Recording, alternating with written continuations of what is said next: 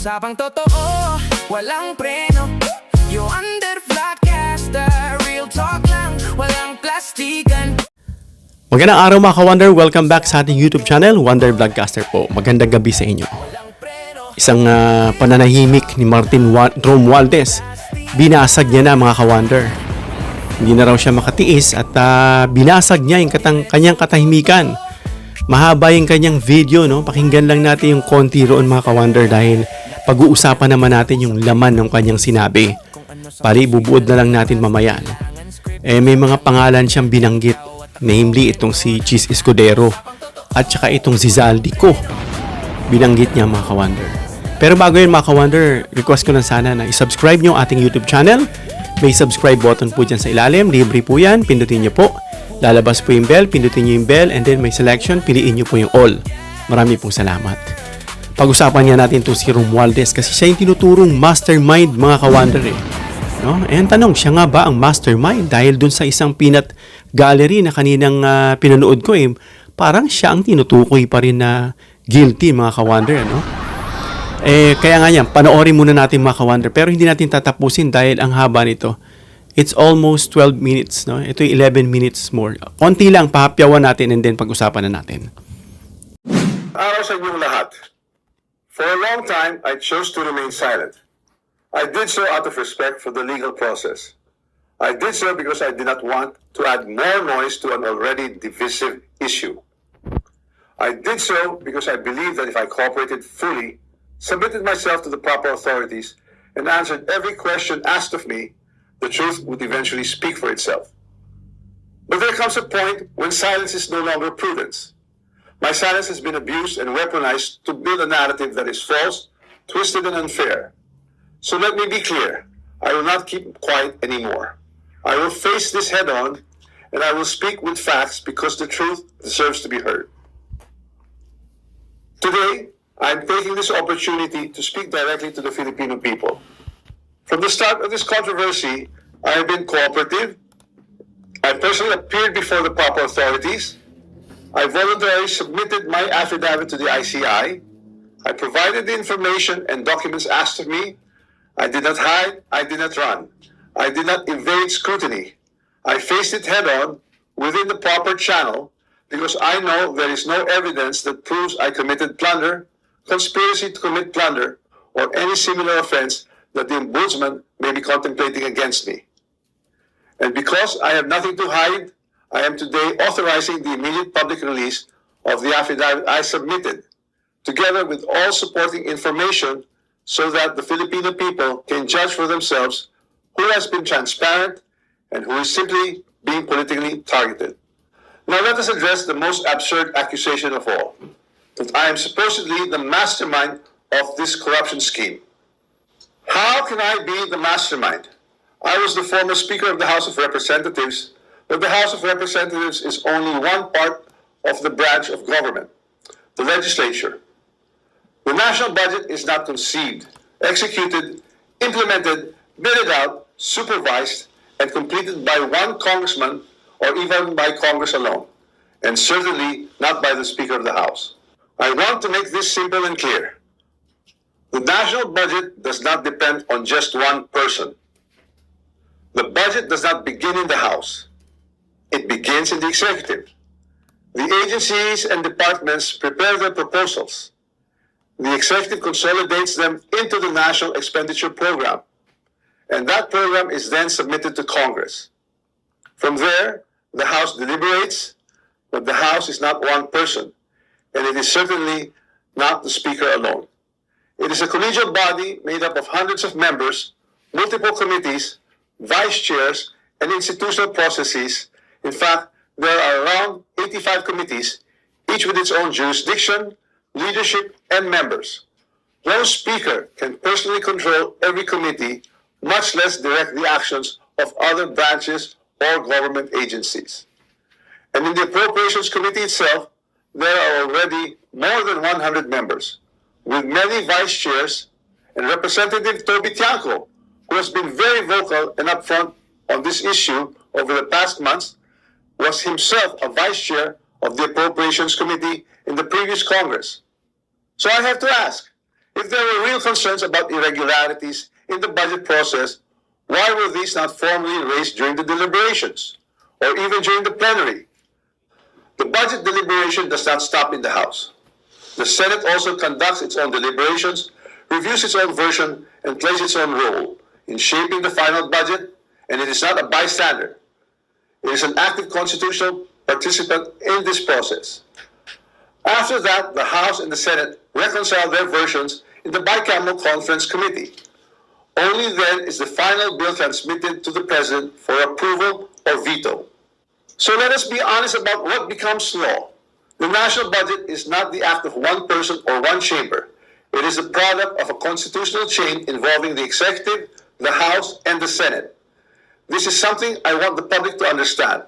The budget process is collective, multi-layered, and shared. Accountability must apply to everyone involved, not selectively assigned after the fact, and certainly not when it becomes politically useful.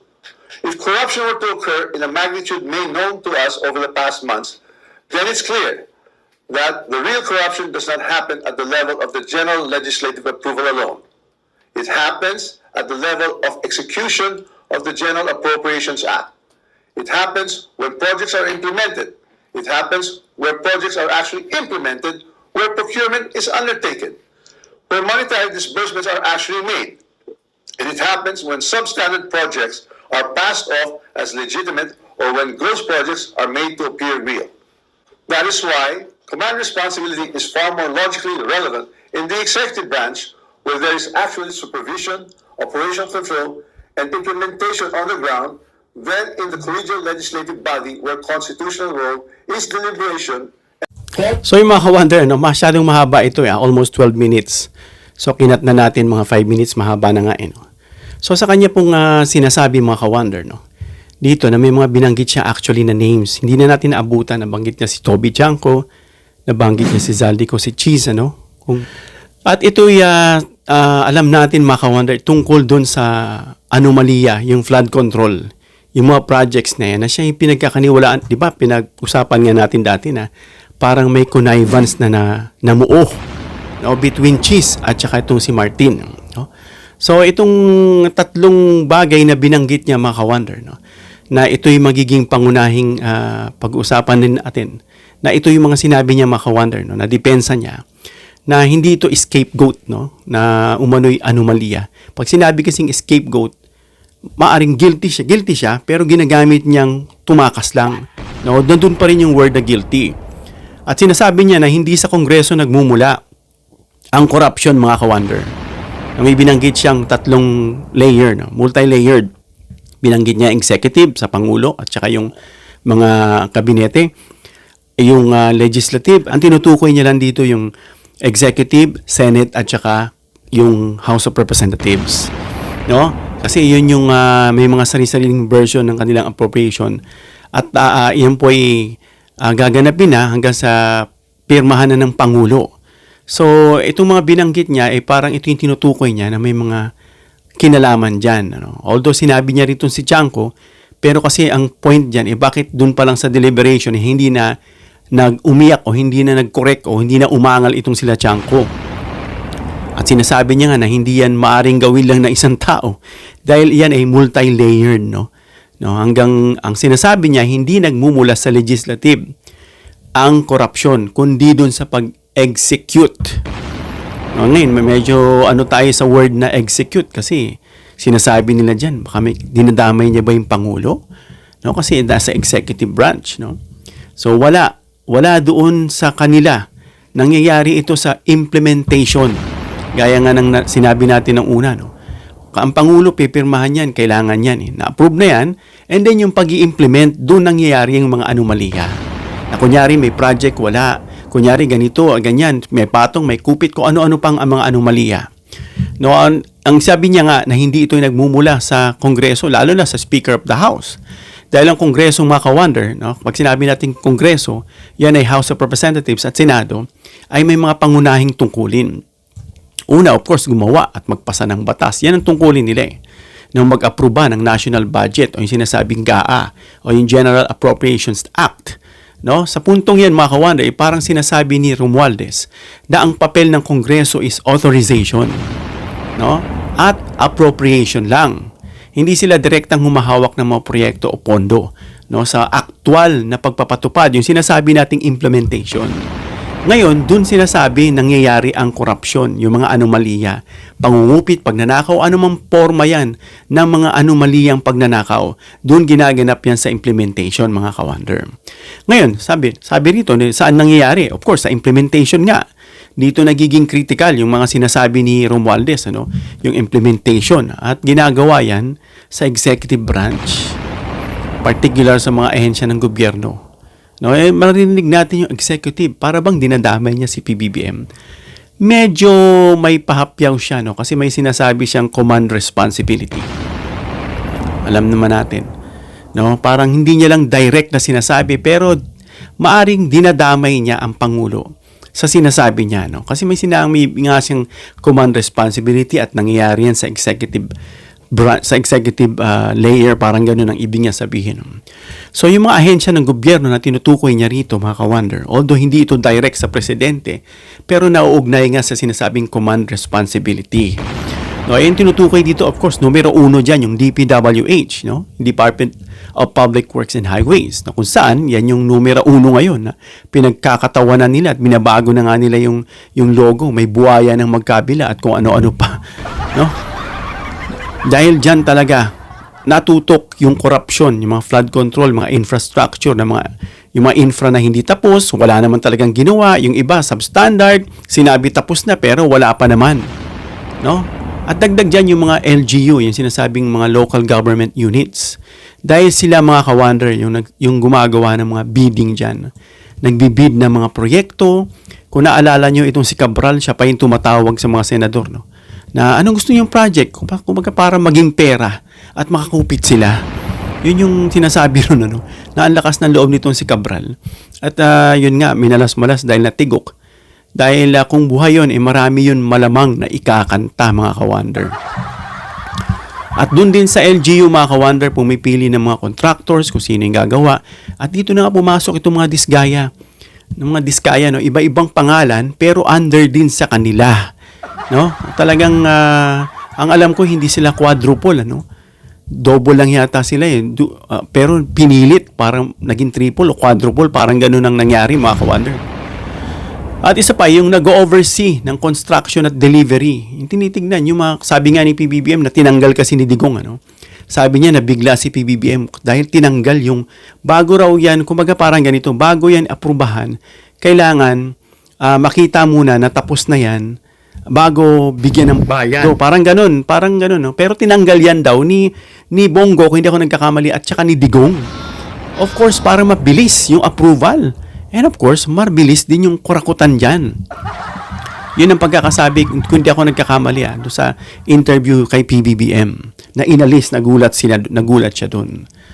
At doon din, mga ka-wonder, nagre-release at nagmo-monitor ng mga actual funds. Dapat ganun eh. Kapag natapos na yan, okay, tapos na. May substandard. Ay, teka muna, hindi mo na kita babayaran. Hindi pa tapos yan. Ayusin mo muna. Dapat ganun. And then, kapag tapos na lahat, furnish na lahat, tsaka bibigyan ng bayad. No? Ganun dapat. Parang inalis daw iyon. Yun ang nakakapagtaka, mga ka-wonder. No? Kaya sa mas malalim na interpretation dito sa sinabi ni Martin, parang yung sinasabi nating paglipat ng accountability. No? Pagsasabing nasa implementation nga ang corruption. At wala dun sa Kongreso. So, dinidepensahan niya. No? Hindi lang yung sarili niya. Pati yung branch nila na isang part ng body na para bang dun lang itinututok. Meron din namang sarili yung Senado. Kumbaga, tapos i-bycam nga ipapagawa na nilang, ipapagaan na nila, pipirmahan ng Pangulo. So, sabi niya nga, hindi sa legislative branch dapat ang sisihin. Kung hindi, saan? Sa executive agencies, no, na nag-execute ng proyekto. Kaya mas malinaw, mga ka-wonder, yung sa distancing kaya ito malinaw, mga ka-wonder, isa itong malinaw na distancing strategy mula sa issue. Kumbaga, dinidistansya niya ng sarili niya. Kasi siya yung tinuturong mastermind At nananahimik siya. Yung pananahimik niya ay mukhang nagmumukha siyang guilty. No? Kaya nangyari, mga ka-wonder, kung titimbangin natin, is this partial truth o buong realidad? No? May katotohanan kasing sinasabi niya, no, na pero hindi ito yung talagang buong larawan na ng katotohanan. No, kung titingnan natin yung sinasabi niyang katotohanan doon, na sinasabi niya, may nakikita tayo, may tama naman, ano. Na yung actual na kickbacks, mga ka-wonder, ghost project, overpricing ay kadalasang nangyayari sa executive phase, which is totoo naman kasi doon ini-implement, no? Pero mga ka-wonder, itong nakalimutan ni Romualdez, na ang papel ng Kongreso, mga ka-wonder, ay paglagay ng pondo. Kaya ang pati nga yung mga insertion doon nangyayari. Diyan, no, sa mga insertions, paglagay ng pondo. Sa part yan ng Kongreso. Nakalimutan niya na kahit linisin niya. Doon kasi nagkakaroon, yung insertion legal yan, no? Pero minsan kasi doon din nangyayari yung kupitan, no? Na ito nga nagiging issue na hindi mo maintindihan kung ano mga pinag-i-insert. At yung Pangulo nga, di ba, nag-veto siya kung ano yung mga hindi dapat. Nag-i-insert. Siguro sa tingin nito mga to, ito.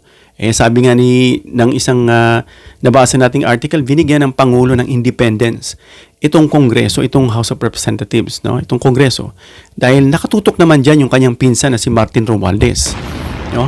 Pero ito nga nangyari na nag-uugat yung mga anomalya.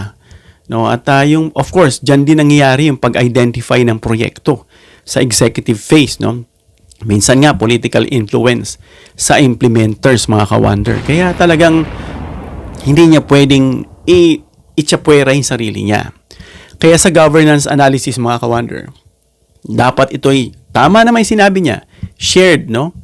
Shared ito, multi-layered na mga proseso. Pero of course, yung accountability is shared din, no? Hindi yung i-excuse niya yung sarili niya. Kasi yan mas realistic yan, mga ka-wonder. Hindi yung executive lang ang isang branch na tututukay na doon nangyayari yung corruption. No? At pagdating naman, mga ka-wonder, sa political implication, ano? Yung linya niya na sinasabing malaking epekto, yung posibleng nagdulot ng tension sa pagitan ng legislative at saka executive. Dahil sa sinabi niya, mga ka-wonder, talagang magkakaroon ng friction yun. Kasi parang pinapasa niya yung blame doon sa executive dahil doon yung execution. Sila yung nagpapatupad, nag-i-implement, yung nabanggit nga natin kanina, yung mga LGU na yan. Yung mga kagaya nitong DPWH, sila yung tinutukoy dyan itong ni Romualdez, no? Na parang sinasabi niya na hindi ito sa amin, ano? Hindi ito sa Kongreso, dinamay niya na, siyempre, para kampiyan na rin siya. Hindi yan sa Senado, parang gano'n, nagsisimula. Hanapin nyo kung sino yung nagpapatupad, yun ang tinutukoy niya. Execute, implement, yun ang tinutukoy niya, mga ka-wonder. Kaya kung ipi-frame natin ito, mga ka-wonder, strategically, no? Ang buong mensahe niya ay naka-frame lang bilang self-defense. May depensa siya. Kasi siya yung pinaka sinasabi ritong mastermind At saka itong si Cheese na may sinasabing connivance nga na kanya nga itong iniiwas. Pero hindi siya scapegoat, mga ka-wonder. Kumbaga dinidepensa niya rin sarili niya. Dahil nga matagal na siyang nanahimik. And then reframing of corruption narrative. Ito kasi ang totoo niyan Dahil na-perform lang sa kanya. So, nire-reframe niya kung paano talaga nabuo yung korupsyon at yung pag-direct ng investigasyon. Nagbigay siya ng mga documents para investigahan siya ng ICI, nag-submit siya, hindi siya tumakas. Nandun na lahat given, mga ka-wonder. No? So, giving him the benefit of the doubt, kailangan talaga imbestigahan ng gusto to, mga ka-wonder. No?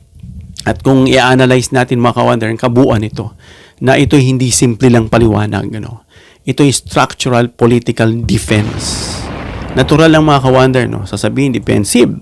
Dinidepensa ng sarili. Pero malalaman natin, mga ka-wonder, kung guilty nga etong si Martin Romualdez, no? Na indirectly dinadamay niya yung Pangulo. Pero, then again, siya na rin mismo nagsabi na hindi nangyayari sa GAA na pagpapatupad, yung naging appropriation na, yung pinasana, pinirmahan na ng Pangulo.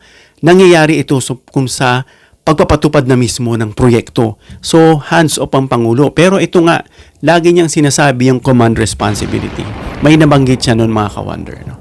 So, ibig sabihin, mga ka-wonder, pinuposisyon niya na ang Kongreso bilang policy-making body lang daw. Pero nakalimutan niya rin, mga ka-wonder, na yung mga insertions, kung ano-ano, nagagaling din sa Kongreso, na siya rin nagmumulan ng mga kupitan, no?